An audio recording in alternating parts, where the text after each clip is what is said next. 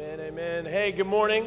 Welcome to Team Church. My name is Brad. I'm the student pastor. Please, ahead of time, excuse my voice. We had the second largest camp that we had ever had. We took 153 students, 49 adults, and it was a party, as you saw from Kenny's belly flop, all week long. It's mind-blowing. After camp last year, we really thought, I don't know what we're supposed to do at camp next year, because last year was Come Alive. It was great. Couldn't be topped. And this year, as we were thinking and praying through the theme, God really showed up.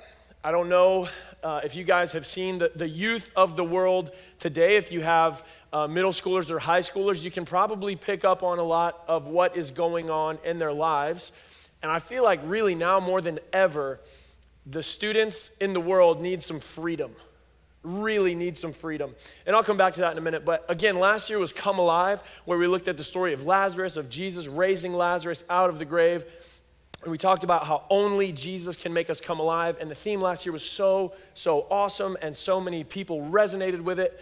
But I almost feel like after we came back, after I talked to my leaders, after I talked to a lot of the students, it was very accurate, but it was almost 1 or 2 degrees off. And going into camp this year, I know every single student that went. I know every single leader that went. And yes, we all know Jesus. And for the most part, yes, we're Christians and we follow Jesus and we believe Jesus and we're alive.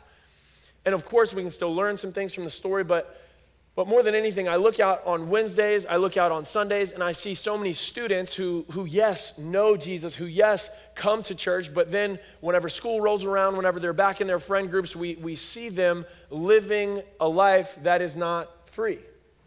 So more than anything going into camp this year, what I was praying through, what I was asking God to do is show students what it means to live in the freedom that Jesus purchased for us on the cross. So the very first night, I pitched the question, what is freedom? What is freedom? We talked a lot about that because most people, if you really ask them, would say, well, freedom is having the ability to do whatever you want. And I would say to an extent that that's true, but I don't know about you guys, but in my life, every time I've had the freedom to just do whatever I want, especially before Christ, whatever I wanted to do always led me into a deep, dark place of bondage where I was completely controlled by sin. Freedom only comes from Jesus Christ. Freedom only comes from Jesus Christ. So we really honed in on that this year, and you cannot look at the story of the entire Bible through the lens of freedom without thinking of the people of Israel enslaved in Egypt. So that was our theme this year, and we were asking God to move in huge ways, asking God to break chains, to break sin, to break generational habits, whatever it may be, so that our students could step out of bondage to whatever was enslaving them into freedom in Jesus. Now again, I don't know if you have a middle or a high schooler, if you've got a grandson, granddaughter, a niece, nephew, whatever it is, but the very first night, we honed in on this, that whatever controls your life is your master. Whatever controls your life, the way you think, the way you act, the way you talk, whatever controls you, that is your master. And it's a sad place to be, but I made a list of this, and so many students we see, we know, we love, fall into this. So many students are enslaved to how they look, how other people see them, how popular they are, how well they fit in, the opposite sex, porn and masturbation, alcohol, weed, grades, parents' approval, sports. And yes, kids that are here regularly that we know, yes, Jesus is great, but then we look at their lives and they're enslaved to things that are not Christ. And no matter how hard we try and be free, we can find no freedom outside of Jesus.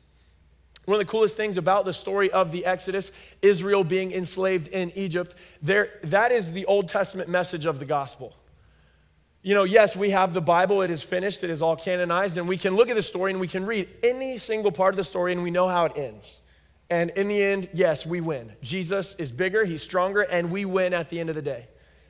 Pre-Jesus, Israel, the people of God, did not know how the whole story was going to unfold. Whenever they were enslaved in Assyria and Babylon and Nebuchadnezzar and all of these big, huge Old Testament battles, they did not know how the story would end. So in the same way that we look at Jesus and we say, God, I don't know what you're doing, but I know what you've done, we can have hope because of the cross. They didn't have the cross in the Old Testament. So they would always look back to and remember the story of how God brought his people out of Egypt. Because if God did not step in, nothing would have happened. So students, I need you to help me out with this, because to understand the Bible, we need a little bit of context and backstory are vital to understanding the Bible. Luckily for us, Exodus is the second book of the Bible. There's not that much stuff to get there. We have Adam and Eve. We all know Adam and Eve. Yes. Adam and Eve have some kids. One of those kids way down the line is Noah. Noah builds the boat. The whole world floods. Noah and his family repopulate the earth. And just a few generations later, we have Abraham, who has a son named Isaac. And Isaac has a son named Jacob. Jacob wrestles with God, and God's like, wow, I'm impressed with your wrestling skills, so I'm going to give you a new name. Jacob, your new name is Israel. And I know it's kind of hard to differentiate, because Israel is a literal country in the world at this point in time. But at this time, the people of Israel, Jacob and his family were the people of Israel. That was God's people. Jacob had a lot of sons. The youngest son was named Joseph. Jacob liked Joseph. Israel liked Joseph a whole lot more than all of his other sons. So the other sons got jealous and they sold him into slavery, the only natural progression. So Joseph is a man of God. He fears God, so he does the right thing, always steps up. And because of that, in Egypt, he's very, very successful. Even though his brothers sold him into slavery in Egypt, he feared God, he did the right thing, and because of that, he was successful. So, long story short, a famine arises everywhere in the world except for Egypt. So all of Joseph's brothers and his father, Jacob or Israel, now come to Egypt to seek refuge.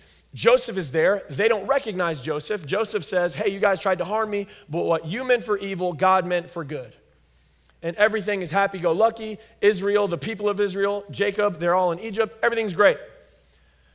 But that Pharaoh, that leader of Egypt, dies. Remember that Egypt is the most powerful, biggest, strongest nation the world has ever seen. And the rulers of Egypt, called pharaohs, because of their status and their country's success and their country's size, have a little bit of an ego to them. They literally view themselves, and their citizens view them as gods. This becomes a problem very quickly. So the Pharaoh who really liked Joseph dies. Then there's a new Pharaoh, and this Pharaoh says, holy smokes, these people of Israel, there's a whole lot of them. And if they really wanted to, they could probably rise up, revolt, and take us down. So that Pharaoh says, I know what we're going to do. We're going to enslave them and make them do all of our hard work. The story picks up in Exodus chapter 2, starting verse 23. During those many days, the king of Egypt died, and the people of Israel groaned because of their slavery and cried out for help. Their cry for rescue from slavery came up to God, and God heard their groaning, and God remembered his covenant with Abraham and Isaac and Jacob. God saw the people of Israel, and God knew. One thing that we really hit on the very first night is that, yes, your response to your circumstances is significant. If we live a life in bondage, if we live a life of slavery to things that will never bring us freedom, if we're constantly trying to people please, if we're obsessed with our own image, if we are slaves to sin, there is nothing that could ever bring us out of that other than Christ. And if our response is anything other than going to Christ, we're going the wrong direction. So our response to that matters. And secondly, almost equal of importance, is God hears us when we call out to him. Verse 23 says, their cry for rescue from slavery came up to God. And God heard their groaning, and God remembered his covenant with Abraham. One thing that kills me is seeing students who live lives where they think they are completely alone. I can see their bondage, I can see their hurt, I can see their pain, and in interacting with them, you can tell that mentally they believe that they are alone. They believe they're isolated, they believe that no one gets it. They could never in a million years share with you the deepest depths of their heart and mind because they feel like they are alone. And the good news of the gospel, the good news that we have a God who loves us is if you cry out to God, he hears you. If you cry out to God, he hears the pains of your heart, the heartbreak of your life, the turmoil of your mind. If you cry out to God, he will hear you. The only way that we can have freedom is in Christ, and if we do anything other than cry out to God, we will fall further into slavery. But if we cry out to God, he will hear us. So, naturally, God hears their cry. God has an incredible plan, and God raises up a leader. In Exodus chapter 6, starting in verse 9, God has now selected Moses Kenny talked a lot about how God was orchestrating the story of Moses' life, literally from the time that he was a baby, all the way up until the time they marched Israel right out of the Red Sea. But in Exodus chapter 6, God is speaking to Moses, and he says this, "Say therefore to the people of Israel, I am the Lord, and I will bring you out from under the burdens of the Egyptians, and I will deliver you from slavery to them, and I will redeem you with an outstretched arm and with great acts of judgment. I will take you to be my people, and I will be your God, and you shall know that I am the Lord your God, who has brought you out from under the burdens of the Egyptians. I will bring you into the land that I swore to give Abraham, Isaac, and Jacob. I will give it to you for a possession. I am the Lord." Pause. God says these incredible things. God is telling Israel the promises, the things that he's going to do for them. All of these amazing things that only God could do. Hey, I'm going to rescue you. I'm going to bring you out. I'm going to give you the best of everything. And Israel's response was this in verse 9. Moses spoke these things to the people of Israel, but they did not listen to Moses because of their broken spirit and harsh slavery. I don't know if I can think of a verse in the Bible that is more sad than that. To think that the God of the universe sees me, sees you, knows our hearts, knows our minds, knows us better than we know ourselves. He sees our circumstances, he sees our pain, he sees our failures, he knows that we don't like it. And God then delivers this grand message of, I'm gonna get you out. Everything is going to be okay. I see you, I hear you, I know you, we're gonna do this. But Israel's circumstances are so severe that they hear this message from God and they think, there's no way that he's gonna do that. Doesn't he know what I'm going through? God, don't you see the life that I live? I know that you say these things, but God, if you really knew what I was going through, there's no way on earth that you could do that. God, there's no way on earth that you could actually turn this thing that I'm living for my own good. Luckily for us, God is bigger. God is stronger than our fears, than our doubts, than our worries. So as God was raising up Moses, Moses is complaining, hey, can you please send somebody else to deliver this message? I don't want to do it. The people aren't going to believe me. But God is always in control. And where God provides, where God guides, God will also provide. Throughout the entire story of Moses being tasked with bringing these messages to the people of Israel, Israel not believing them, Moses does not really like the spot that God has put him in. But Moses knows that he's called by God to be the deliverer of Israel, and every single step of the way, God gives Moses exactly what he needs. So going back to Israel, not believing Moses, not believing God, luckily for us, God is a whole lot bigger than our failures. God is a whole lot bigger than our doubts. God is a whole lot bigger than any circumstance that we could ever be living in. And God was dead set on proving his power to his people and also to Egypt. I'll pause there. Every single year at camp, we do a big fun activity before we do the big foam slip and slide that you saw. Last year, we did kind of like an amazing race, relay race thing going around, and should have thought this one through, but the junior and senior boys won because of their pure athletic dominance, because they were sprinting around the summer camp. And they won. They showed up at the slip and slide last year, and I put it out in our leader communication. I was like, hey, it's over. A team already won. My wife calls me. She's like, what do you mean a team won? We're literally halfway through this thing. So we revised that a little bit this year, and we turned it into somewhat of an escape room type of thing to hopefully familiarize the people at our summer camp with the plagues that the people of Israel and the people of Egypt got to see and experience. If you have a 6th grade boy who is at summer camp, you're a great parent. Let me tell you why. There were a whole lot of items hidden in their location. There were a whole lot of items and pictures printed on pieces of paper. A lot of them had to do with the 10 plagues that happened in Egypt. A lot of them had nothing to do with anything. It was then their job to differentiate, oh yeah, these are the plagues. Oh yeah, this has nothing to do with anything. That 6th grade boys group searched for 1.5 hours looking for a tiny little rubber frog. They understood the assignment, they got the message, they did what they were supposed to do without actually finding the frog, and they said, we're not going to the slip and slide till we find the frog. Half of the summer camp already did the slip and slide for a half an hour and was leaving before the 6th grade boys showed up.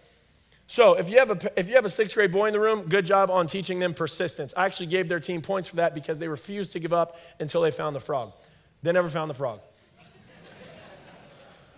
But again, God is so dead set on proving to his people that he's capable and willing and ready to do what he said he's going to do. And God is so ready to prove to stinky Pharaoh and all of Egypt that I am God and you have no power over my people. So he sends Moses to go deliver this message to Pharaoh. Hey, you got to let my people go. And Pharaoh says, no. Hey, Moses, I don't know you. I don't know your God. I'm not going to let my million slaves go for no reason. So we've all heard of the 10 plagues that God does these incredible, big, scary things that greatly alters the lives of the people, the country, every single thing that could happen in Egypt. God wrecked it to prove that he's more powerful than Pharaoh. And God was proving his power to deliver upon what he said he was going to do to his people. God is always going to show his people that he is bigger. You know, I mentioned Moses. It's really interesting that there was a Pharaoh at some point in time that said, there are so many of these people of Israel that if they rise up, they're going to be able to overthrow us. So here's what I'm going to do. Every single family of the people of Israel, their firstborns, I need you to kill them. Pharaoh said, I'm going to kill the firstborn of all of the people of Israel. Moses was a firstborn in a family of the people of Israel. So Moses' mom, way back whenever he was a little baby, put him in a basket, set him on the river, saying, hopefully somebody finds him because it's going to be better than what's going to happen if I don't do anything. So Pharaoh's daughter finds Moses floating down the Nile River in a basket. She picks him up. She says, this baby needs to be nursed. Because of God's incredible story, plan, and provision, Pharaoh's daughter picks Moses' mom to come and nurse him. Moses grows up in the house of Pharaoh. And Moses lives an incredible, wild life to where he basically runs away from Egypt, comes back whenever God calls him. And the 10th and the final plague, Pharaoh absolutely harkens back to the time 30, 40, 50, 60 years ago when he put out the decree to kill the firstborn of all of Israel. Because the 10th plague, the one where God really shows his power, really shows that he is serious about the freedom of his people, God sends the death angel to come over Egypt. And unless your house had the blood of a lamb on the doorpost, the death angel that God sent killed the firstborn of every household of Egypt. Pharaoh absolutely remembered the time when he put out a very similar decree to kill the firstborn of the people of Israel. And now God is getting his get back on Pharaoh. God is absolutely showing Pharaoh, I am God, I am bigger, I am more powerful, and you need to let my people go. God takes his people's freedom very seriously. Night 3, we discuss how Israel actually left Egypt because Pharaoh said, you know what, I've had enough. Clearly your God has some pretty big power. I'm gonna let your people go because I'm a little bit weirded out. I don't like this. So God tells the people of Israel to go, and they leave so quickly. The bread that they were cooking every single day, they did not wait for it to rise. They had a sourdough starter in the kitchen. God said, leave it. That was Seth's joke. It was a good joke. And then everybody just left. Because when God calls people into freedom, the only natural response is to get going. God is serious about the freedom of his people. So they leave. And if you've ever read any of the Gospels, any of the New Testament, you might be familiar with the term the Feast of the Unleavened Bread.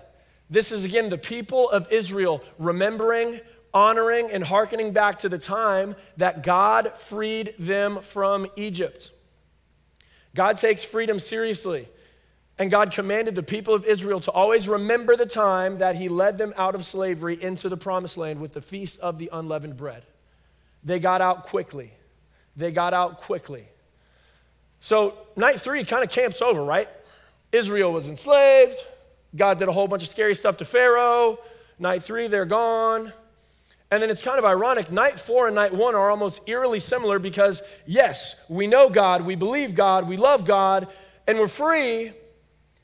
But all of a sudden the story goes on. God tells Israel to leave Egypt. Don't go to the left because the land of the Philistines is over there and they're really bad. You'll get too scared. So God tells Israel to come park it right by the Red Sea. Remember I said Pharaoh had some pretty big ego problems? Pharaoh says, you know what? That God of Israel who did all this scary stuff, no, it's me. I'm bigger, I'm stronger, I'm more powerful. We're gonna go kill every single one of those stupid Israelites who we just released. So then Pharaoh goes to get him. One thing that we discussed with the students is that Egypt will come after you. If you are a follower of Christ, Egypt will come after you. The things that used to trip you up, the things that used to enslave you, Egypt will come after you, and it's going to try and take you back into bondage. Just like the very first night we looked at our response to our circumstances while we're enslaved matters. And just like when Egypt is coming after us, our response to that also matters. Here's why I say that. Exodus chapter 14, starting in verse 10. When Pharaoh drew near, the people of Israel lifted up their eyes, and behold, the Egyptians were marching after them, and they feared greatly. And the people of Israel cried out to the Lord. Good job on crying out to the Lord, Israel, but they did not do a great job here. Then they said to Moses, is it because there's no graves in Egypt that you've taken us to die in the wilderness? What have you done in bringing us out of Egypt? Is not this what we said to you, Moses, while we were in Egypt? Leave us alone so that we can serve the Egyptians. It would have been better for us to serve the Egyptians than to die in the wilderness. Moses said to the people, fear not, stand firm and see the salvation of the Lord, which he will work for you today. The Egyptians whom you see today, you shall never see again. The Lord will fight for you. You only have to be silent. Israel was not even out of Egypt for a week, and their view of the past was already distorted because they were scared. How do you think that God felt hearing his people, who he just showed how powerful he was, in incredible, incredible ways? How do you think God felt, who said all these things, who did all these things just to get his people out of Egypt? How do you think God felt when they look at Moses, who's God's guy, who God called, and they said, why didn't you just leave us alone in Egypt? At least we had a little bit of food, at least we had a little bit of water, we had pretty good job security, and we didn't fear for our lives. When times get hard, when we're not really sure what God is doing or where he's leading us, Egypt is going to come after us, and our response to that matters. And it's so funny that we can read the story, and of course we know the ending, and we can look at the Israelites and think, man, these guys are so silly. Don't you remember what God just did for you like 36 hours ago? Don't you remember all of the miracles that God did a few days ago to show you how big and powerful he was? Don't you remember all the ways that God proved to us everything he said he's actually going to do? Don't you remember that? They got a little scared, and immediately they wanted to go back to the things that ensnared them.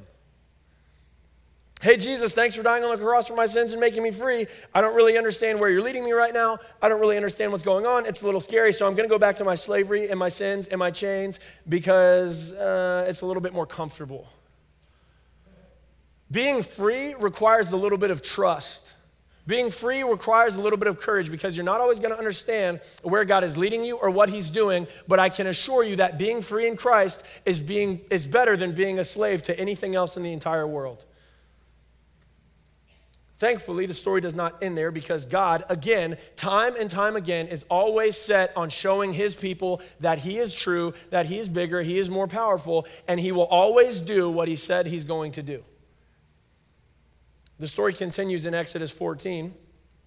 Thus the Lord saved Israel that day from the hand of the Egyptians, and Israel saw the Egyptians dead on the seashore.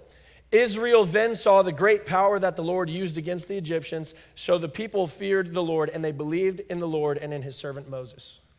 You might notice I kind of skipped ahead there. It is absolutely so divinely ironic, and it is so funny that all along God had a plan. It would be too easy for God to have wiped out the Philistines as Israel was coming out of Egypt. But God did not tell Moses to lead the people of Israel towards the Philistines. He said, go to the Red Sea and camp there. That is really not that far out of Egypt, but God knew what he was going to do. So the entire nation of Israel is there camping to the Red Sea, backs to the Red Sea. God knows that Pharaoh and all of Egypt is going to come after his people. And all of a sudden, yes, God, we're free. Yes, I guess we're following you. I don't really understand what the heck you're doing, but I'm kind of scared and I wish it was just easy like it was in Egypt. Israel has their back to the Red Sea. The most powerful, the biggest, the strongest army that the world has seen at that time is coming towards them.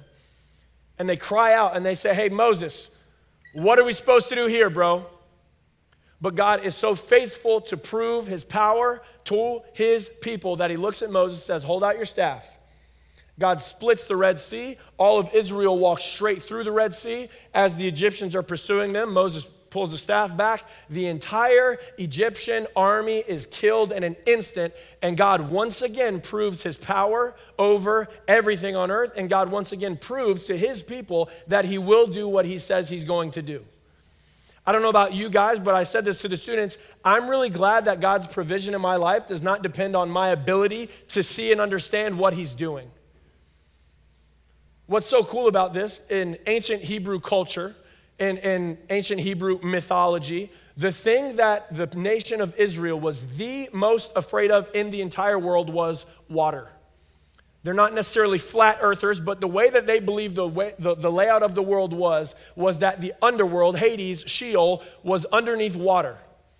So here you have the people of Israel back against the Red Sea, a pretty large body of water, and every single thing that used to ensnare them coming to slaughter them. And they're still doubting God, and they say, God, I don't understand what you're doing. And God proves that he is capable. God proves that he is faithful. And what's so significant about Israel crossing the Red Sea is God, while Israel is being pursued by the thing that they fear the most, leads them straight through the middle of another thing that they fear more than words could ever express. And what's ironic is God uses the thing that they fear a lot to destroy the other thing that they fear a lot. God is so serious about the freedom of his people. So much so that he sent his own son to die the death that we deserve so that we could have the life and the blessings and the favor that only Jesus Christ deserves. I ended the last night with the question to the students, what do you need to see God do to believe in him? I intentionally threw in an error there. It doesn't say, what do you need to see God do to believe in him? It says, what do you need to see God do to believe him? Because again, lots of us are alive. Lots of us are like Lazarus. Jesus raised us to life. Amazing. The nation of Israel was God's people. God had them. But they didn't believe God. And God, time and time again, proves his power over his people. And only once the entire Egyptian army was swallowed up by the sea, in verse 31 of 14, it says, Israel saw the great power that the Lord used against the Egyptians. So the people feared the Lord, and they believed the Lord and his servant Moses. It's kind of funny that night 4 ends the same way that night 1 began. There are so many things in our life that God has said to us. There are so many blessings in life that God has promised to us. There's so much fruit in life that God has said, this is yours, including freedom. And our circumstances, our lives, our home lives, our friend groups, our families, all too often dictate what we believe, and we don't actually live in freedom. The entire story of the house of Israel in Egypt, from the beginning to the time where God finally swallows up all of Egypt with the Red Sea, is really just a tale of how much they believe God. And I meant to say this in my notes at the end of night 4, but I got distracted with what else was going on. But your ability to be free is in direct proportion to how much you believe the words that God says. Your ability to be free is in direct proportion to how much you believe what God says. God worked countless miracles, countless thing after thing to prove to his people that they would be free. And after the final miracle that God finally destroyed all of Egypt, they said, okay, wow, maybe we can believe this guy now. The thing that kills me at camp every single year, if you guys have ever had any interaction with any teenagers of today, you might get this. Oftentimes, it kind of blow you off. What's that about? Oftentimes, you can see it in their faces. You can hear it in the way that they talk. You can see it in the way that they live, that they're enslaved to so many things, that they are victims to so many things. And it's amazing because come Thursday and come Friday at summer camp, I'll talk to them and I'll ask them if they're having fun and I'll ask them what the favorite thing that they've done is. And you can see it on their face. You can hear it in their tone. You can see it in how they walk that they're finally starting to experience freedom because they're so disconnected from the things that enslave them back at home. You'd be amazed at how differently a kid acts, walks, thinks, talks, interacts with other people when they don't have the rectangle of death in their pocket for 4 days. And you can see them start experiencing this freedom in Christ. And then I tell them, hey, tomorrow we're gonna be at home and Egypt is gonna come after you. Are you going to believe what God says? Are you going to live in the freedom that only Christ can give? Because if you're trying to step out of Egypt into freedom, Egypt is coming. And praise God that we know the story. We can see the zoomed out meta narrative that we know. If we follow Christ, we live in freedom.